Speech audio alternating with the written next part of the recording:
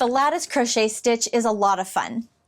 It's very, very simple. It's worked in a multiple stitch count requirement of a multiple of 2 plus 1.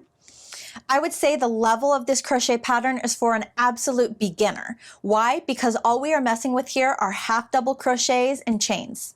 That's it. Now you can adjust this pattern and replace the half double crochet stitches with single crochets or double crochets, treble crochets. Really just have fun with it, but stick with the basic stitch family. All right, so let's go ahead and get started making the lattice stitch. Now I'm going to start with a long enough tail for me to weave in my ends at the end of the project. I'm just going to make a small swatch so I can get through the instructions faster for you. Multiple of 2 plus 1. So multiple of 2, 1, 2, 1, 2, 1, 2, 1, 2, 1, 2, 1, 2, 1, 2. Get it? Multiple of 2, and then plus 1. Now you can keep elongating this project as long as you want it to be. If you're making a blanket or a shawl or really whatever you're making with this stitch, go ahead and get to however many stitches you need to make that dimension. Right, for row 1, we're going to half double crochet in the 5th chain from our crochet hook. So looking at those V stitches, 1, 2, 3, 4, 5, half double crochet. Those skipped 4 chains here count as your first half double crochet plus chain 1. All right, then we're going to chain 1, skip the next chain or skip the next stitch here, and half double crochet in the following stitch. There we go. And then chain 1, skip a stitch, and half double crochet. And that is the repeat pattern for row 1.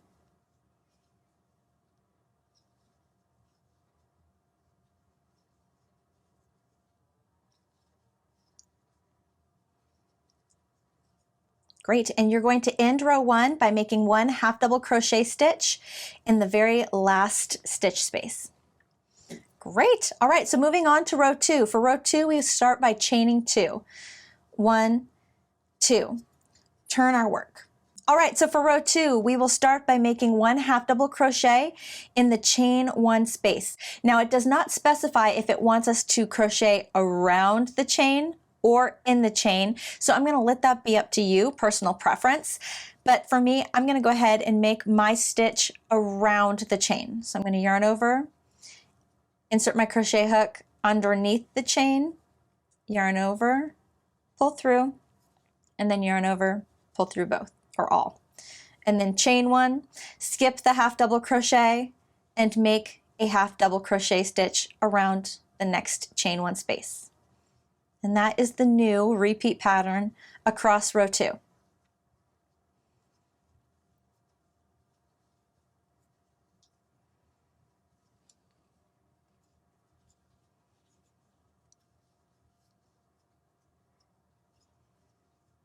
All right, when you get to the end of row 2, you're going to make a half double crochet stitch inside all those chains.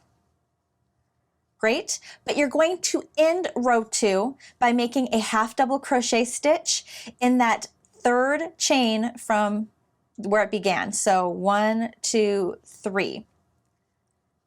Half double crochet, or it'd be the next chain over. So we half double crochet over the first chain, make a half double crochet stitch in the following chain. And that's how we're going to close row 2. And this will also help square off everything so we can have those straight sides that we want so much.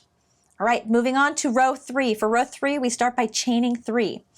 1, 2, 3. Great. Turn our work. Now that chain 3 does count as our first half double crochet plus chain 1.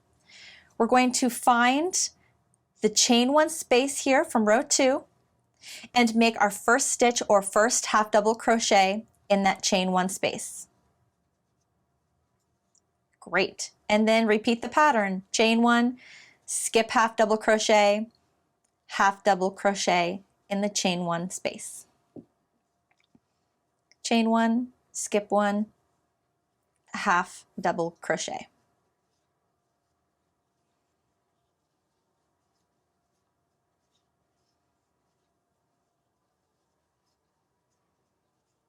We're going to end row 3, chain 1, by making a half double crochet stitch on top of the half double crochet stitch. All right, now let's go ahead and move on to row 4. For row 4, we will chain 2. 1, 2. Go ahead and turn your work. Great. All right, so for row 4, we're basically just repeating row 2. We're going to make our first half double crochet stitch in that chain 1 space. There we go. And then chain 1, half double crochet.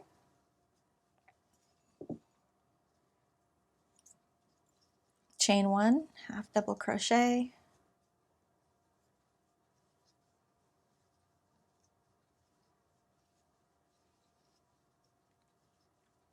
All right, at the very end of row 4, we're going to half double crochet around the first chain. And then we're going to make a half double crochet into the second chain. All right, and that's how we will close row 4. It'll look like that. See the ends here, how the ends are looking. All right, all we are doing to finish off this pattern is repeating row 3 and row 4. Row 3, row 4, row 3, row 4. It doesn't really matter which row that you will end on because they look so much alike. So go ahead and just keep working this pattern until you've met your project's dimension. All right, met your project's dimension. All right, if you would like to, feel free to grab the Crochet Stitch work page. You can find this on my website, crochetwithtiffany.com. It's free, it's underneath my resources. I just thought it would be a really nice touch for you to work up a swatch and then have a little card for you to reference in the future for any projects that you want to use this stitch on. I know sometimes I am wanting to make a project, but I don't know what stitch I want to use. And sometimes having an actual physical piece of work that you've worked up is a lot nicer or easier for you to connect with than a picture on a piece of paper or in a book that may or may not bring about the same details that you are looking for. I do encourage you to actually practice this stitch. That way you can get a feel of it and see if you actually like it. And it's really funny when you are working up these swatches, how you're inspired to make so many things. So this stitch is called the lattice stitch. The multiple stitch count requirement for it is a multiple of 2 plus 1. Also great information to know if you want to combine multiple stitches together, different stitches, and you want to see which ones will work together. Now the yarn is important to know as a reference. The size of it will affect the look. I am working with a size 4 weight worsted medium Aran yarn in this particular swatch.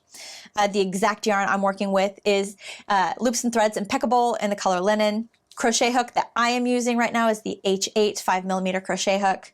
And then the pattern for this lattice stitch, I'm going to go ahead and put that on the screen right now for you to pause the video and write that into the pattern section as a reference for you again as well, if you would like to come back to this project. I hope you had a lot of fun. I do encourage you to give this a try. Some projects this would look great in is a beanie, a blanket, a shawl, even a sweater would be amazing with this stitch. There's so many different things. Scarf, absolutely. So many different things you could use with this stitch. It's super, super simple, and I think it's a lot of fun. Thank you so much for joining me. And if you'd like, check out my other stitch videos and have more fun. I'll see you at the next one, guys. Bye.